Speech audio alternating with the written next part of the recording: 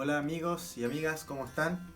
Bienvenidos a este nuevo capítulo de Metodología de la Investigación y vamos a centrarnos en lo que es la investigación de tipo social, ¿ya? Los tipos de investigación social, de los cuales vamos a explicar a grandes rasgos algunos aspectos que ya hemos aprendido y hemos analizado en las clases, que tienen que ver con la investigación de exploratoria, correlacional, explicativa, y dentro de esta existe 7 tipos distintos que vamos a ahondar en el desarrollo de este capítulo, como también la descriptiva. Además vamos a hablar sobre la investigación experimental y no experimental, con conceptos bastante interesantes y clave dentro de este aspecto, y la investigación transversal y longitudinal, de los cuales se señala a continuación. Acompáñenos en este nuevo capítulo. Si tu alma es para explorar y conocer nuevas cosas, entonces la investigación de tipo exploratoria es la tuya. Veamos cuáles son esas características. Responde a la necesidad de clarificar sobre naturaleza u origen del problema. Se busca lo nuevo por sobre lo que ya se sabe. Así que este es un modelo en el cual nos puede ayudar a descubrir nuevas cosas, nuevos planteamientos. Provee datos que sean clarificados, ordenados y analizados e interpretados. Es la mejor vía para poder plantear problemas de investigación. Es flexible, sea referente a alternativas, pero ojo, hay que ser muy cuidadoso a la hora de tomar acciones, como lo haría un buen explorador precavido. Puede ser tedioso al principio cuando tú te puedes insertar en una selva, pero se llega a ver qué datos son pertinentes respecto al problema. Los recursos de una investigación exploratoria pueden ser bibliografías, documentales y datos secundarios, optando por otros exploradores o investigadores. Un tipo de estudio descriptivo tiene que ver mucho con medir. ¿Pero qué vamos a medir? ¿O cuándo se realiza?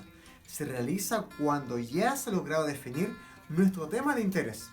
El medir ofrece un conocimiento exhaustivo del objeto. El estudio descriptivo típico mide la actitud de una población determinada hacia cierto objeto a investigar. Busca obtener un perfil completo del objeto, elaborar un mapa y permite conocer el atributo que hemos medido y su comportamiento. También se necesita tener conocimiento previo acerca del problema a investigar. Y muy importante, saber qué atributos van a ser medidos. Definir la población y la muestra adecuada a los objetos de estudio. Y finalmente, elaborar o definir las técnicas de recolección y análisis de datos. Si deseas tú saber qué relación tiene mi vestimenta con mi gusto de música, debes saber que tiene que ver con un estudio de tipo correlacional, donde A y B se verá si tiene relación o no, y eso está muy relacionado con las variables. Permite al investigador ese tipo de estudio conocer el grado en que un aspecto varía en relación a otro, u otros aspectos o variables. Sin embargo, es importante establecer que la variación conjunta de dos variables por sí sola no permite inferir causalidad, incidencia o determinación de una variable sobre otra. Y es importante lo siguiente: dentro de estadística existe el concepto de índice de correlación, donde está desde el -1, 0 y 1, donde cuando es 0 no hay correlación. Cuando es 1 positivo, se considera una correlación positiva. Y -1, una correlación negativa. Yeah. La investigación explicativa, como bien dice su nombre, ofrece una explicación detallada y se aborda dentro de un marco interpretativo, ligado al plano epistemológico o plano teórico del conocimiento. Cuando tú explicas algo, es porque llegaste a entenderlo. Por lo tanto, responde siempre un porqué. Pide conocer las intenciones. Por lo tanto, ese tipo de investigación nos dará paso a lo que se viene muy pronto, que es la explicación científica. Dentro de una explicación científica existe una amplia gama de tipos de explicaciones, específicamente 7 de las que vamos a abordar, así que mucha atención. Una explicación de tipo nomológico deductivo trabaja con datos absolutamente objetivos. Este tipo de estudio se basa bajo un patrón de leyes y condiciones, y su objetivo es mostrar lo que se espera dentro de un fenómeno esté basado en estas mismas leyes que se tenían al principio. Por lo tanto, se busca explicar bajo una mejor teoría disponible. También tenemos la explicación hipotético-deductiva. ¿En qué consiste? En que el investigador ubica una hipótesis, que no es otra cosa que una conjetura creada por él mismo, pero se trata como si fuera verdadera según lo que apoya el investigador, y se trabaja con supuestos. También tenemos la explicación de tipo estadístico-inductiva. Mucha atención con lo que viene en esto. Dice que se apoya en leyes estadísticas formuladas en términos probabilísticos, como la probabilidad de que ese lápiz se cayera o no. Solo indica una tendencia estadística que se verifica en un gran número de casos de una clase, aunque no en todo tipo. También tenemos la explicación causal, y aquí nos vamos a detener por un momento, porque es necesario explicar varias cosas. En primer lugar, una explicación causal está constituida por leyes causales. ¿Qué son las leyes causales? Son aquellas que afirman que determinadas causas producen determinados efectos. Y también los datos o antecedentes son también causas del hecho a explicar. Su objetivo es establecer si una determinada característica o fenómeno es uno de los factores que determinan otras características u otros fenómenos. Se necesitan datos necesarios para inferir legítimamente que una característica o fenómeno X participa o no de la determinación del fenómeno Y, estableciendo cierto causa y efecto, X, Y. En ese tipo de explicación, la tipo causal, lo vamos a tener por un momento. Es importante entender que una explicación causal está constituida por leyes causales. ¿Qué son las leyes causales? Son aquellas que afirman que determinadas causas producen determinados efectos. También, los datos antecedentes son también causas del hecho a explicar. ¿Y cuál es su objetivo? Es establecer si una determinada característica o fenómeno es uno de los factores que determinan otra característica u otros fenómenos.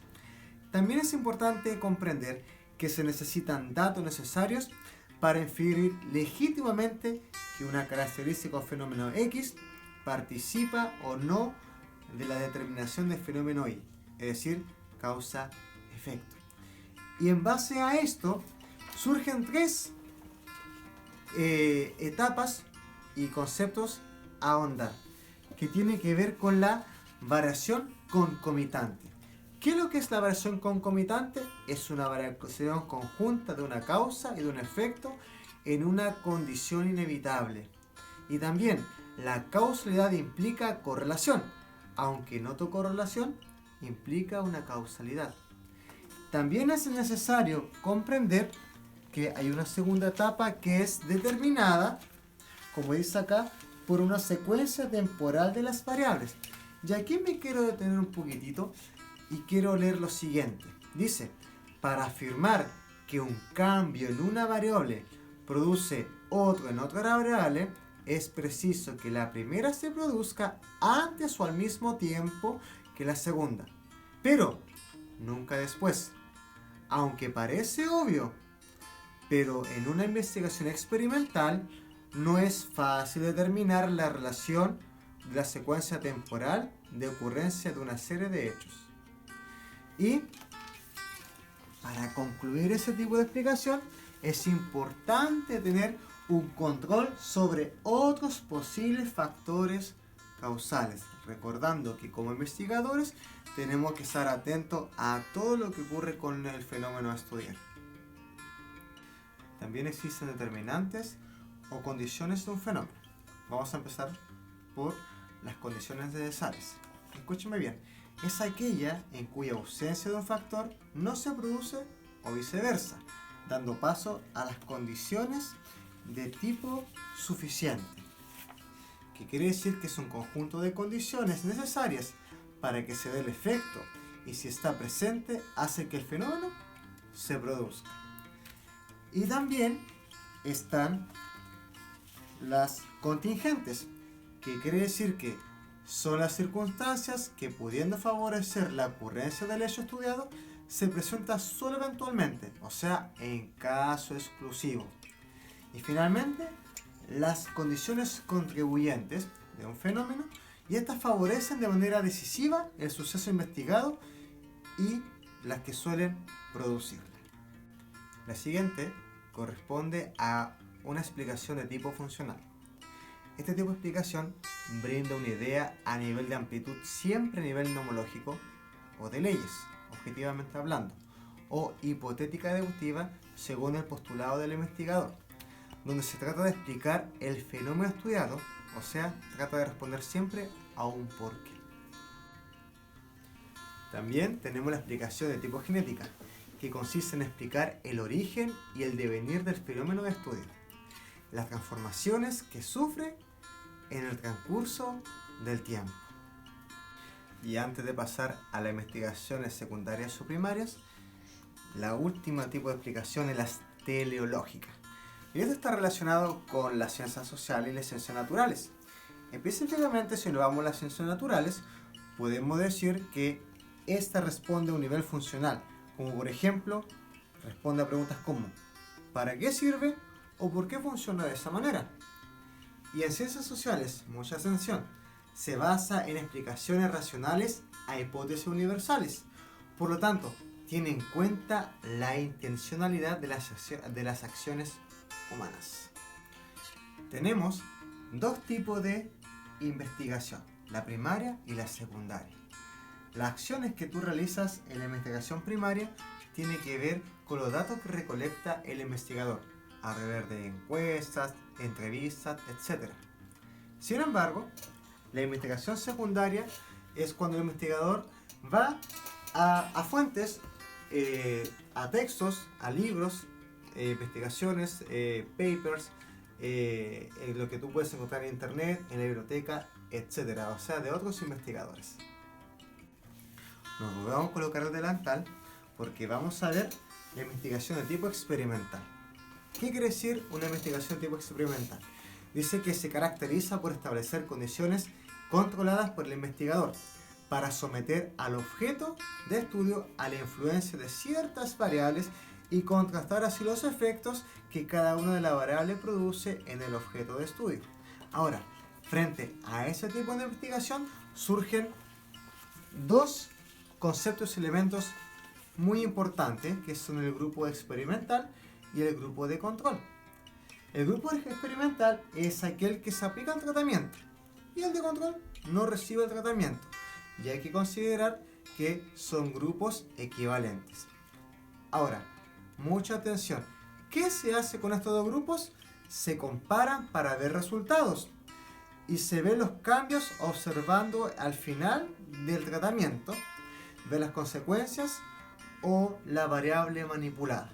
Ahora, surgen algunos conceptos que vamos a hablar, que tienen que ver con los preexperimentos, experimentos puros, cuasi experimentos, etcétera, que vemos a continuación. Dentro de lo que es lo preexperimental, se pone a prueba los procedimientos experimentales, se verifica el funcionamiento o la viabilidad a explorar las consecuencias de la acción. Y muy importante, no hay grupo de control. Sin embargo, en un experimento puro, sí tenemos un grupo de control y un grupo experimental. Es decir, aparte de eso, se aplica un pretest del tratamiento al grupo experimental y no al grupo de control, y finalmente un post-test, y se asignan de manera aleatoria. Y finalmente, los cuasi experimentales dice que este diseño el investigador no puede obtener un control total sobre el tratamiento o no puede asignarlos aleatoriamente. Sin embargo, en una investigación no experimental, dice que es imposible manipular variables o asignarlas aleatoriamente. No hay un grupo de control, no hay intervención del investigador frente al fenómeno y es solamente adecuado solo para la descripción y la correlación de las variables. Y para ya ir por fin terminando, tenemos dos tipos de investigaciones. Una investigación de tipo transversal y una investigación longitudinal o diacrónica que tiene que ver con recogimiento de los datos. La primera, la transversal, dice que se cristalizan los datos, es decir, solamente se da un tiempo único y se da solamente en un tiempo específico y no hay un seguimiento y solo un momento. En cambio, la investigación de tipo longitudinal existe una cronología, hay un seguimiento y transformación a través del tiempo. Ahora, dentro de este tipo de investigación longitudinal surgen tres. Primero tenemos los diseños de tendencia, en el cual la muestra va cambiando a través del tiempo. Tenemos los diseños de evolución, que se toman o se examinan cambios en una subpoblación o en un subgrupo específico. Y finalmente, los diseños de panel, que se estudia un grupo específico en todo el tiempo. Este grupo no va cambiando, pero sí se va estudiando a través del tiempo. Espero que con estos distintos cambios de estados, de vestuario o etcétera, ustedes hayan podido aprender acerca de este tipo de investigaciones, que es una heterogeneidad de conceptos, y espero que lo hayan podido entender de la mejor manera.